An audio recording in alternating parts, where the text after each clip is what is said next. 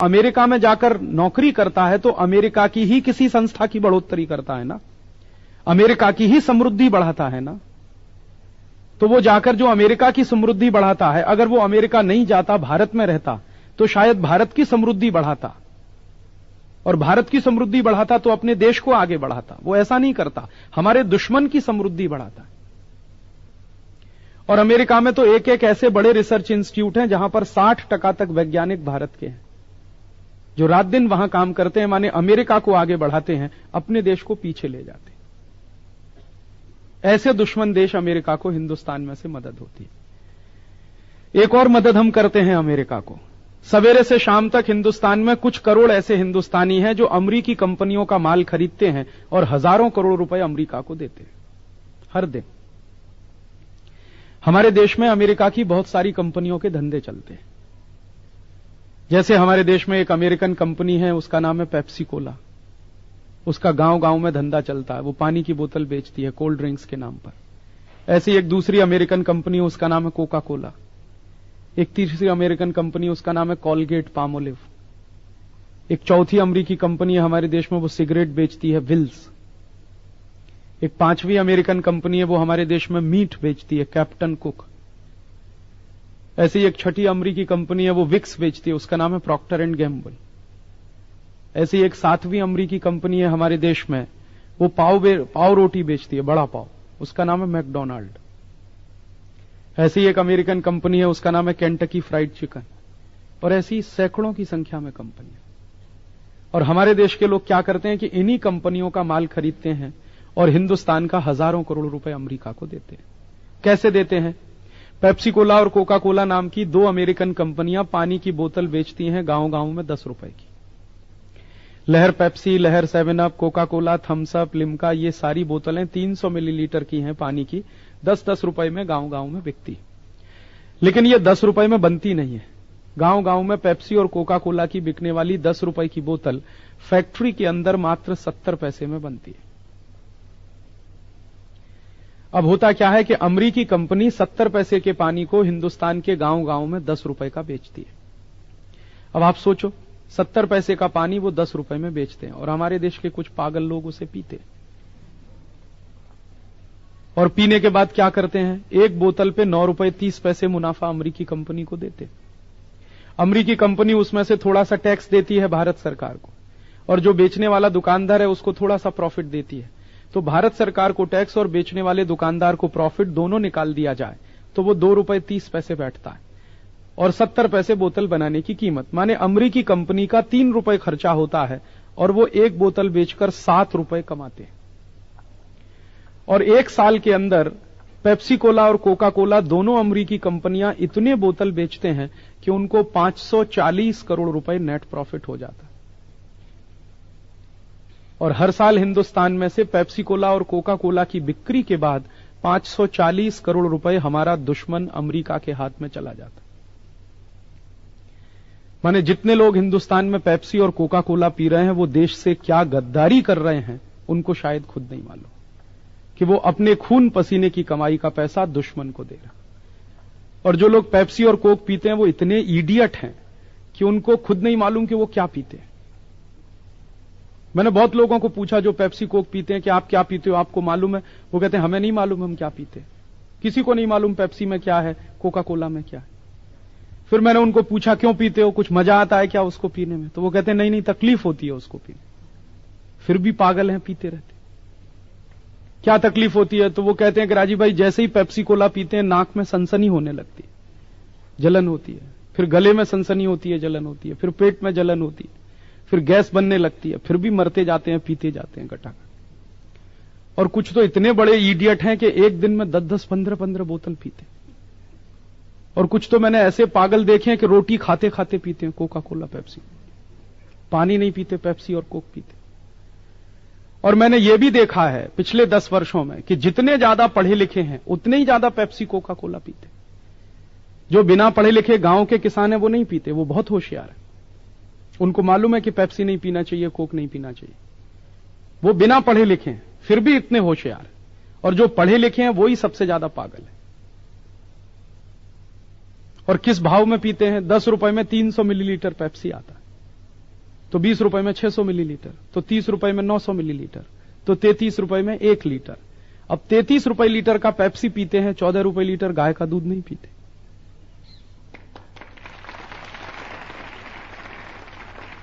अब जो पढ़े लिखे बेवकूफ 14 रुपए लीटर गाय का दूध ना पिए, 33 रुपए लीटर पेप्सी पिए और पीने के बाद भी मजा नहीं आए, सनसनी हो शरीर में, उनको इडियट कहें कि स्मार्ट।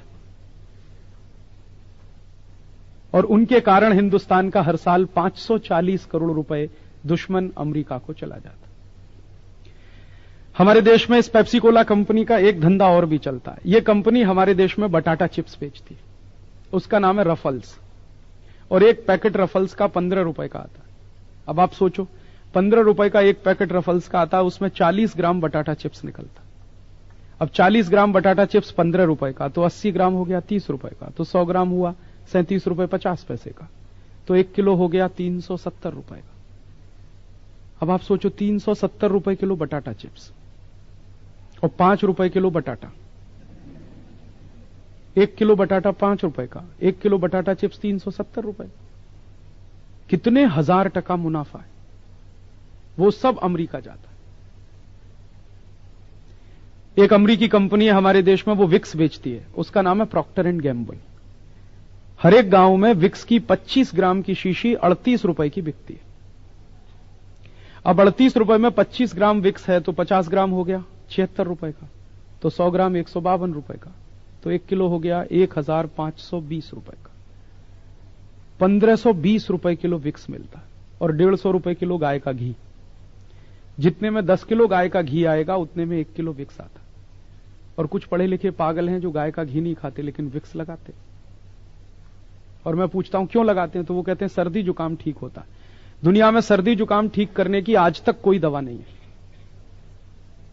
सर्दी जुकाम की दवा हो नहीं सकती, क्योंकि सर्दी जुकाम बीमारी नहीं है, इन्फेक्शन है, और इन्फेक्शन ठीक करने का काम शरीर खुद कर लेता है। कई बार आपको सर्दी जुकाम हुआ है, आप कुछ मत करिए, गर्म पानी पीते रहिए, 3 दिन में ठीक हो जाएगा। लेकिन विक्स लगाया तो 10 दिन ठीक नहीं होगा, यह गारंटी मैं दे सकता हूं। आप पूछोगे क्यों? विक्स में पता है क्या है? Petroleum jelly. और पेट्रोलियम जेली क्या होता है? आप कभी अपने शरीर पर पेट्रोलियम जेली लगा लीजिए तो आपके शरीर के जितने रोम छिद्र हैं सब बंद हो जाएंगे। तो आपने नाक में पेट्रोलियम जेली लगा ली तो उसके भी रोम छिद्र बंद हो गए, तो जुकाम तो चोक और हो जाएगा और परेशानी होगी आपको। लेकिन हैं लोग पागल जो टेलीविजन का जाहिरात देख देख के विक्स खरीदते रहते हैं, लगाते रहते हैं। 1520 रुपए किलो में आप घर में बनाइए, अगर विक्स तो 150 रुपए किलो में बनता है, उसको कंपनी 1500 रुपए किलो में बेचती है। आप सोचो कितने हजार टका मुनाफा। ऐसी एक अमेरिकी कंपनी है, वो सिगरेट बेचती है, उसका नाम है विल्स। 12 पैसे में एक सिगरेट बनती है, 2 रुपए की बिकती है, और एक साल में यह कंपनी 60 अरब सिगरेट बेचती है। 1 अरब में 100 करोड़ होता है, 60 अरब में 6000 करोड़। 6000 करोड़ सिगरेट हिंदुस्तान के 100 करोड़ की लोक संख्या वाले देश में बिकती है हर साल। और एक सिगरेट पे आप सोचो 1 रुपए 80 पैसे भी मुनाफा है, तो 6000 करोड़ सिगरेट पे मुनाफा बड़े आराम से 10 से 12,000 करोड़ रुपए का। इसका अर्थ क्या हुआ कि जो लोग विल्स पीते हैं वो खुद तो मरने ही वाले हैं, देश को भी मारेंगे। खुद तो मरेंगे क्योंकि विल्स पीने से कैंसर होगा, फेफड़े गल जाएंगे। देश को क्या मारेंगे? पैसा हिंदुस्तान का अमेरिका चला जाएगा। और जो विल्स पी रहा है वो मरेगा, बाजू वाला उसके पहले मरेगा, क्योंकि विल्स पीने वाला तो धुआं बाहर फेंक देता है, बाजू वाला पूरा खींच लेता है उसको।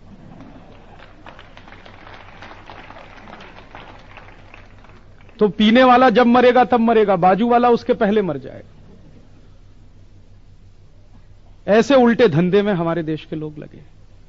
दुनिया के सब देशों में सिगरेट की बिक्री कम हो रही है। इवन अमेरिका में सिगरेट की बिक्री कम हो रही है, यूरोप के देशों में सिगरेट की बिक्री कम हो रही है, क्योंकि जन जागृति लोगों में आ रही है सिगरेट नहीं पीनी चाहिए। और हिंदुस्तान में धड़ल्ले से सिगरेट की बिक्री बढ़ रही है।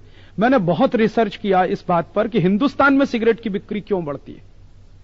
तो पता है रिसर्च में मुझे क्या मिला? हमारे देश की पूरी क्रिकेट टीम सिगरेट के लिए जाहिरात करती है, इसलिए सिगरेट की बिक्री बढ़ती है। आपको मालूम है जितने नालायक क्रिकेट खिलाड़ी हैं सब सिगरेट का जाहिरात करते हैं। हमारी पूरी की पूरी क्रिकेट टीम विल्स का ही जाहिरात करती है। आप जब भी देखो क्रिकेट का मैच होगा, हर एक खिलाड़ी विल्स का स्टिकर लगा के खेलता है। या तो वहां पर विल्स का स्टिकर होगा, या छाती पर विल्स का स्टिकर होगा, या इधर होगा, इंडिया पीछे होगा, विल्स आगे। आप बोलते हो कि राजीव भाई ये क्रिकेट खिलाड़ी देश के लिए खेलते हैं। कोई देश के लिए नहीं खेलता, विल्स के लिए खेलते हैं। विल्स बिकना चाहिए, इसके लिए क्रिकेट का मैच होता है।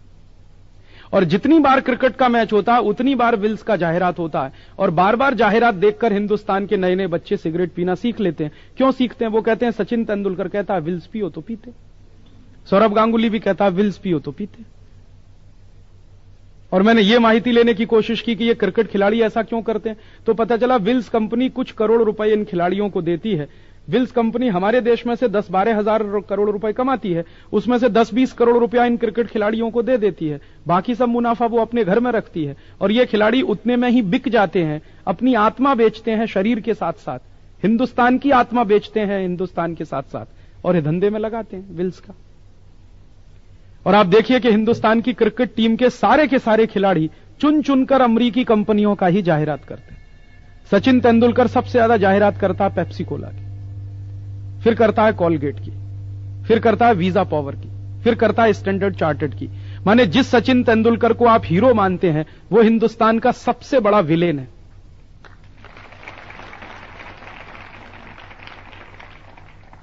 क्योंकि वो तेंदुलकर जाहिरात करता है सिगरेट की, पेप्सी की, कोका कोला की और इनकी, कॉलगेट की या वीजा पावर की या स्टैंडर्ड चार्टर्ड की, ये सब अमेरिकन कंपनी है। तो तेंदुलकर की क्या कोशिश है कि ज्यादा से ज्यादा अमेरिकी कंपनियों का धंधा भारत में चले, तो ज्यादा से ज्यादा मुनाफा हिंदुस्तान का अमेरिका जाए। जो आदमी अपने देश का मुनाफा दुश्मन को देने के काम में लगा हो उसको हीरो कहें कि विलेन। और ऐसे विलेन का क्रिकेट मैच देखने के लिए 8 घंटे हम बर्बाद करते, हमारा भी दिमाग खराब हो गया। दिन भर बैठे बैठे क्रिकेट का मैच देखते रहे, करोड़ों घंटे देश के बर्बाद करते हैं, पैसा बर्बाद होता है देश। ऐसे दुष्चक्र में हमारा देश फंस गया। और आप पूछोगे ऐसी कितनी कंपनियां हैं? पेप्सी कोला है, कोका कोला है, कॉलगेट है, प्रॉक्टर एंड गैम्बल है, विल्स है। एक कंपनी है हिंदुस्तान लीवर है, नाम से ऐसा लगता है जैसे हिंदुस्तान की है, उसका असली नाम है यूनिलीवर, हॉलैंड की कंपनी है। जिस देश में जाती है उसी देश का नाम अपने साथ लगा लेती है। अगर ये कंपनी पाकिस्तान में जाएगी तो पाकिस्तान लीवर हो जाती है, ये भारत में घुस गई तो हिंदुस्तान लीवर हो जाती है, इंडोनेशिया में घुस गई तो इंडोनेशिया लीवर हो जाती है। लोगों को ऐसा लगता है कि ये अपने देश की है परदेशी, और ये हजारों करोड़ रुपए धंधे करके ले जाती है हमारे देश में से। ऐसी दोस्तों अपने देश में 4000 कंपनियां, कोई 500 करोड़ कमाती है, कोई 1000 करोड़ कमाती है, कोई 2000 करोड़ कमाती है। एक तो अमेरिकी कंपनी अपने देश में ऐसी आई है, वो एक ही साल में 3000 करोड़ रुपए कमाती है, उसका नाम है एनरॉन। आप जानते हैं महाराष्ट्र में एनरॉन कंपनी, वो बिजली बना के बेचती है, और जो बिजली हमारे महाराष्ट्र में ₹1.70 यूनिट की पड़ती है, उसको एनरॉन कंपनी ₹4.85 यूनिट में बेचती है, और साल में बड़े आराम से 3000 करोड़ रुपए कमा के ले जाती है। और ऐसा कितना पैसा हमारे देश का परदेश जाता है, वो माहिती लेने की जब हमने कोशिश की तो पता चला कि 4000 विदेशी कंपनियां हैं, एक साल में 80,000 करोड़ रुपए लूट के ले जाते हैं। और ये 80,000 करोड़ रुपए कहां जाता है? दुश्मन के हाथ में। अमेरिका में जाता है, ब्रिटेन में जाता है, फ्रांस में जाता है, जर्मनी में जाता है। ये सब देश हमारे दुश्मन हैं। यूरोप के देशों ने तो 200 साल हिंदुस्तान को लूटा, और उसी यूरोप के देशों की कंपनियों को फिर पैसा देते हैं हम लोग। और ये पैसा जो परदेश जाता है तो उससे 2 नुकसान होते हैं। एक तो दुश्मन के हाथ में पैसा जाता है, दुश्मन क्या करता है, वो पैसा पाकिस्तान को दे देता है। पाकिस्तान उस पैसे से क्या करता है? आतंकवादियों को पालता है। आतंकवादी क्या करते हैं? जम्मू कश्मीर के लोगों की हत्या करते हैं। या पाकिस्तान उस पैसे से क्या करता है? भारत पर हमला करता है। और दूसरा नुकसान क्या होता है कि हर साल अपने देश का अगर 80,000 करोड़ रुपए परदेश जाता है तो अपने देश का खजाना खाली हो जाता है। खजाना खाली हो जाता है तो सरकार क्या करती है? विदेशी कर्ज लेकर आती है। एक सरकार विदेशी कर्ज लाती है, दूसरी उसका ब्याज चुकाने के लिए कर्ज लाती है। कर्ज हर साल बढ़ता चला जाता है। आजादी मिली थी 1947 में तो एक पैसे का विदेशी कर्ज नहीं था। अब आजादी मिलने के 52-53 साल के बाद हिंदुस्तान के हर एक बच्चे के ऊपर 6500 रुपए का विदेशी कर्ज। और यह विदेशी कर्ज इतना हो गया है कि हर साल इसका ब्याज देने के लिए सरकार को कर्ज लेना पड़ता है। कभी कभी ब्याज देने के लिए कर्ज नहीं मिलता तो हिंदुस्तान का सोना बेचना पड़ता है। 1990 के साल में हमारे देश में एक ऐसी सरकार बनी जिसको विदेशी कर्जे का ब्याज चुकाने के लिए देश का सोना बेचना पड़ा। और कितना? 20 मीट्रिक टन आप समझते हैं 20 मीट्रिक टन कितना? 1 मीट्रिक टन में 1000 किलोग्राम होता है और 1 किलो सोना 4.5 लाख रुपए का आता है। तो 20,000 किलोग्राम सोना कितने का? उसके बाद एक दूसरी सरकार आई, उसने 47 मीट्रिक टन सोना बेचा। फिर अब की बार क्या हो रहा है? इस बार भी भारत सरकार को कर्जे का ब्याज चुकाने के लिए पैसा चाहिए, पैसे की कमी पड़ रही है। तो अब भारत सरकार ऐसा कर रही है कि हमारे देश की जो बड़ी बड़ी पब्लिक सेक्टर की कंपनियां हैं उनकी संपत्ति बेच रही है। इस वर्ष हमारे देश की 40 कंपनियां बिकने जा रही हैं कर्जे का ब्याज चुकाने। कौन कौन सी कंपनियां बिक रही हैं भारत की? आप किसी पेट्रोल पंप पे जाते होंगे, वहां एक नाम मिलेगा आपको, HP। उसका नाम है हिंदुस्तान पेट्रोलियम। हिंदुस्तान में पेट्रोल बनाने वाली ये सबसे बड़ी सरकारी कंपनी है, उसको भारत सरकार बेच रही है और एक अमेरिकी कंपनी उसको खरीद रही है। ऐसे ही एक दूसरी बहुत बड़ी कंपनी है, उसका नाम है इंडियन ऑयल कॉर्पोरेशन। वो डीजल बनाने वाली सबसे बड़ी कंपनी, उसको सरकार बेचने जा रही है। ऐसे एक कंपनी है IPCL, इंडियन पेट्रोकेमिकल्स लिमिटेड, उसको सरकार बेच रही। ऐसी 40 कंपनियों को सरकार बेच रही है, तो पैसा मिलेगा, कर्जे का ब्याज चुकेगा। फिर क्या होगा? अगले साल फिर कंपनियां बिकेंगी, फिर अगले साल कंपनियां बिकेंगी। 5 साल के बाद क्या होगा इस देश में? हो सकता है 5 साल के बाद हमारी सोने की खदान बिके, चांदी की खदान बिके, कोलसे की खदान बिके, हीरे की खदान बिके। क्योंकि कंपनियां बेचने के बाद फिर बचेगा क्या सरकार के पास? यही बचेगा, ये बेचेंगे। और इसको बेचने के बाद क्या होगा? खेत बेचेंगे, खलिहान बेचेंगे। और इसी तरह से राष्ट्र की संपत्ति बिकती चली गई। तब आप सोचिए कि इस राष्ट्र की आजादी का क्या होगा। जिस राष्ट्र की आर्थिक शक्ति जितनी कमजोर होती है, वो राष्ट्र की राजनीतिक गुलामी उतनी ही ज्यादा होती है। हमारी आर्थिक संपत्ति सब विदेशियों के हाथ में चली गई तो हम फिर गुलाम होंगे। क्योंकि आज से 50 साल पहले, 52 साल पहले अंग्रेजों के गुलाम हम इसलिए थे कि हिंदुस्तान की सारी संपत्ति अंग्रेजों के कब्जे में थी। अब आजादी के 52-53 साल के बाद फिर विदेशियों के कब्जे में जा रही। ऐसा गंभीर संकट देश के सामने है। और एक और मुश्किल हमारे देश में हो रही है। आप पूछोगे क्या मुश्किल हो रही है? जब से इन विदेशी कंपनियों का धंधा भारत में ज्यादा चला, हमारे देश की स्वदेशी कंपनियां बंद होती जा रही। पिछले 8 साल में हिंदुस्तान की 3 लाख छोटी छोटी कंपनियां बंद हो गई, स्वदेशी, अपने देश की। और उसमें काम करने वाले हमारे देश के 8 करोड़ मजदूर बेकार हो गए। और अगर ये ऐसे ही चलता जाएगा सिलसिला, तो अगले साल 2 साल में और 2-3 लाख कंपनियां बंद हो जाएंगी। क्योंकि इस वर्ष से क्या हो रहा है, विदेशी कंपनियों ने हमारे देश में तुअर की दाल बेचना शुरू कर दिया, गेहूं बेचना शुरू कर दिया, चावल बेचना शुरू कर दिया, कापूस बेचना शुरू कर दिया, केला बेचना शुरू कर दिया, सफरचंद बेचना शुरू कर दिया। माने जो काम हमारे देश का किसान करता था, जो खेती में उत्पन्न हमारे देश का किसान लाता था, अब उसको भी विदेशी कंपनियां बेचती। और उसकी वजह से क्या होता है कि हमारे देश में विदेशी कंपनियों के खेती के उत्पन्न अगर बिकने लगे तो अपने देश के किसान का कोई नहीं खरीदेगा। क्यों नहीं खरीदेगा? हमारे देश में विदेशी कंपनी आकर जानबूझकर सस्ता माल बेचती।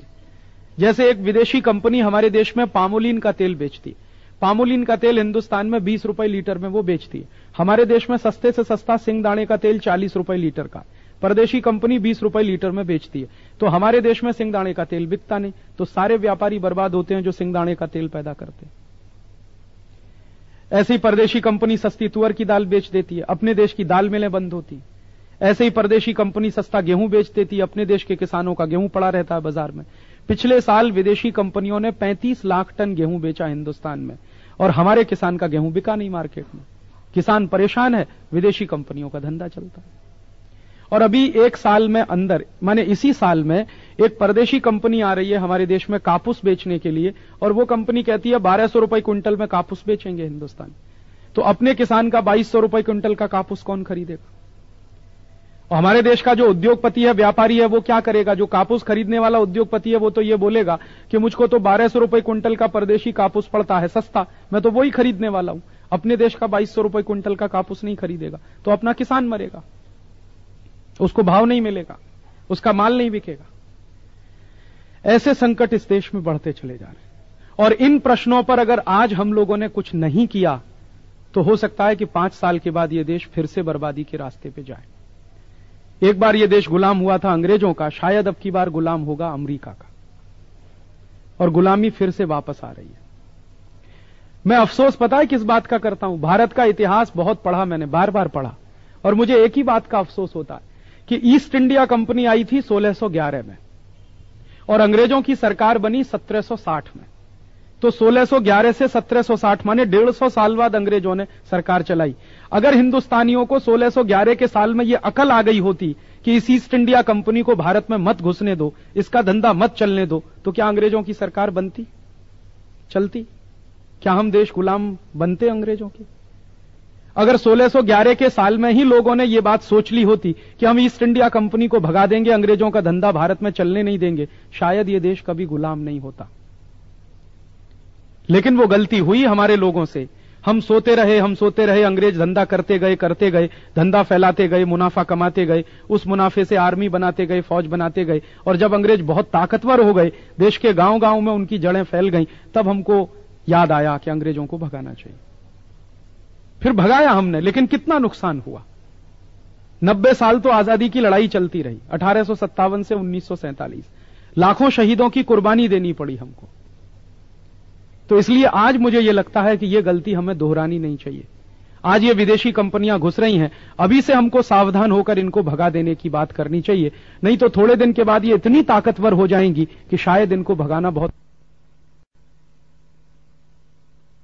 नहीं कर सकते। हम क्या कर सकते? हम तो विद्यार्थी हैं, हम तो सिर्फ पढ़ते हैं, हम तो देश के लिए कुछ नहीं कर सकते। आप अगर ऐसी भाषा बोलेंगे कि हम तो देश के लिए कुछ नहीं कर सकते, तो क्या बाहर वाला आके देश के लिए करेगा?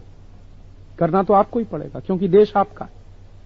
आप इस देश के हैं, देश आपका है, तो आपको ही करना पड़ेगा। और मान लीजिए आप ये भाषा बोलते हैं कि हम तो देश के लिए कुछ नहीं कर सकते, यही भाषा हमारे देश के सैनिकों ने बोलना शुरू कर दिया जो आर्मी में काम करते हैं कि हम तो देश के लिए कुछ नहीं कर सकते, तो क्या होगा? कारगिल युद्ध लड़ने वाले अगर भारत के सैनिकों ने यह कह दिया होता हमारे देश के लोगों से कि हम कुछ नहीं कर सकते, पाकिस्तान ने कब्जा कर लिया, अब जो हो गया वो हो गया, हम कुछ नहीं कर सकते, तो हमारा देश तो खलास हो गया होता अभी पिछले ही साल। कम से कम हजारों वर्ग मील इलाका हमारा पाकिस्तान में चला गया होता। लेकिन हमारे सैनिकों ने ऐसा नहीं कहा कि हम कुछ नहीं कर सकते, उन्होंने ये कहा कि हम कुछ भी नहीं कर सकते तो मर तो सकते हैं देश के लिए।